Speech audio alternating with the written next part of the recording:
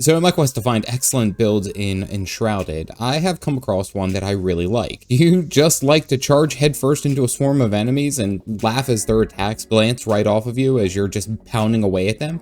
What if every hit you took only made you stronger, healing you back to full while you smash everything in your path? Forget having a little bit of fear going into a group of enemies. This build is awesome. I love it.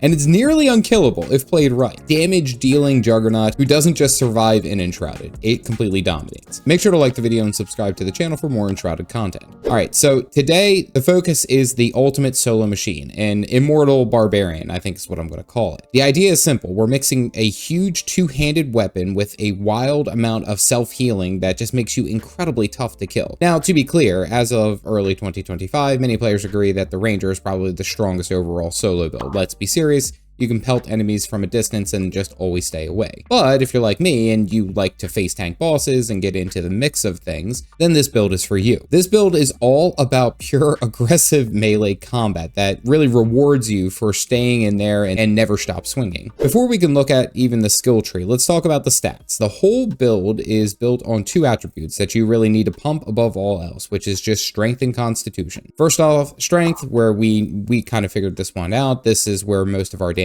comes from. Every point gives us 5% more melee damage, and since we're swinging around a giant two-handed weapon, we want every hit to feel like a truck. We aren't just trying to survive, we're trying to flatten the enemies before they really knew what hit them. Just as important is Constitution. This is our ticket to staying alive. Each point gives us a solid 50 health. A huge health pool is the first step to feeling immortal because it lets you soak up massive hits. More importantly, our main healing skill, which we will get to in a second, is based off a percentage of max health. So the more Constitution means bigger heals, which creates an amazing feedback loop of taking damage, dealing damage, and healing it right back up. Your goal is to keep these two stats high, finding that perfect balance between unstoppable force and immovable object. All right, so this is where the build really does come to life, and it's the synergy between the skills that make it feel powerful. We're going to be pulling from a few different trees to get the best of the best. First off, we'll start down here in the tank tree, and our first most important skill is Battle Heal. This is an absolute critical aspect and it's the heart of this build. Battle Heal gives you back a percentage of your maximum health, usually around 5%, for every time you land a critical hit with melee weapons.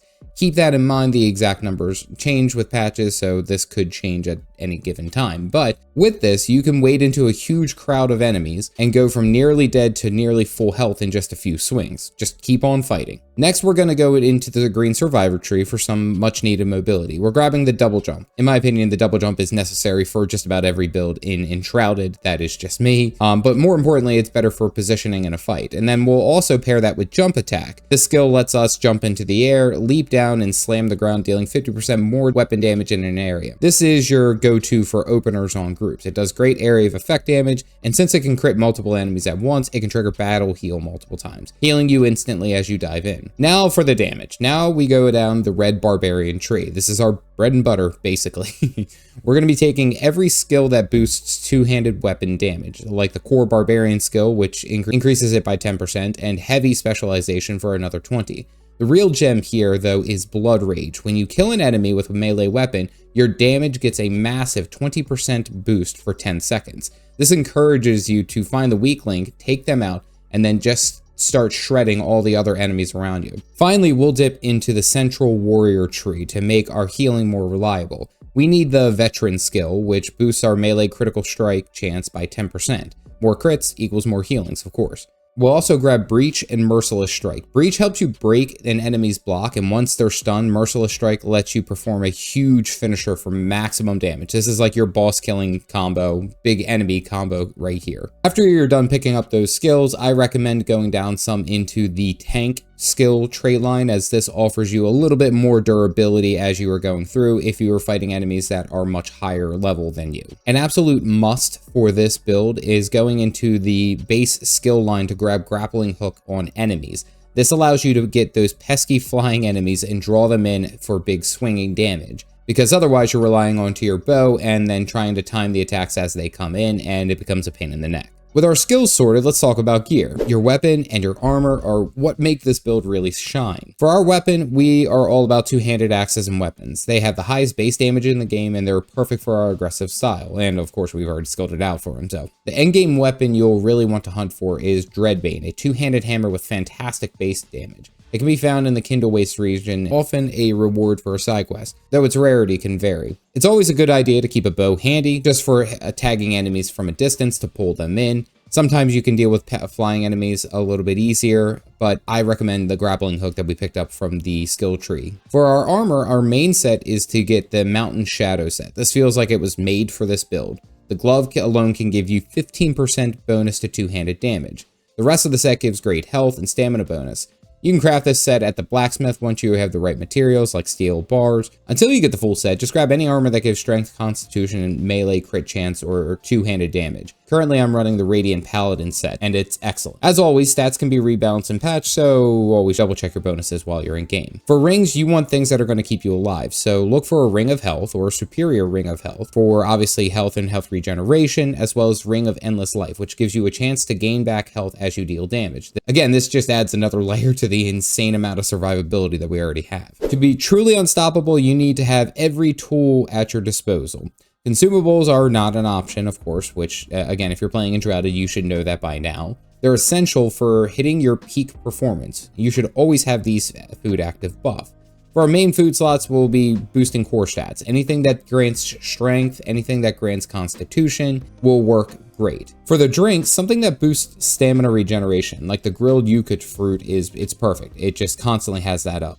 With all these buffs active, you'll feel the difference immediately. If you have the Dessert Stomach skill, then I'd also recommend some kind of health regeneration food that is constantly pulsing while you're alive. As I've reiterated a number of times, these numbers can change based off of what they do in the patches for the future, so pay that in mind. Before a big fight, of course, pop an elixir. These can give you a huge 30% damage boost. It goes without saying, always carry a stack of your best healing potions for those rare moments when you can't hit something to trigger battle heal. All right, so let's go ahead and put this all together. How does this build actually play?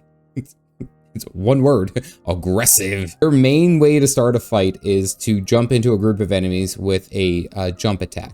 Double jump over a pack of enemies and come crashing down with your hammer. You'll do crazy amounts of AoE damage, probably crit a few, giving you a nice burst of healing right at the start of the fight. Once you're in the middle of everything, just keep swinging. Don't back off. Your massive health pool and constant healing means you can take a ridiculous amount of punishment. In fact, more enemies can be better sometimes, since it means that you'll have more targets to hit and to heal from. Use your dodge to reposition, of course, because we do have evasion attack. Stay in their faces and keep the pressure on. Against a single tough enemy like a boss, your plan changes a little bit. You'll want to focus on breaking their guard to set up your Breach Merciless combo. Dodge their big attacks to build up their stun bar. If they don't have a stun bar, just keep swinging. I mean, it's really not that hard. Just keep swinging at them. The main weakness of this build is that the attacks are slow, so timing is key. You also chew through stamina, so manage it well, but with the setup, your best defense is honestly a relentless offense. As long as you're dealing damage, you're healing, and as long as you're healing, you will feel immortal. So that's the build. It turns you into basically a walking fortress ready to deal with anything here in Enshrouded that they can show you. It deals incredible damage, has unmatched survivability thanks to all the battle heal engine and all the other health regeneration that we have. And it's a fun playstyle. It really is. The key to success for this build is quite literally just never stop swinging.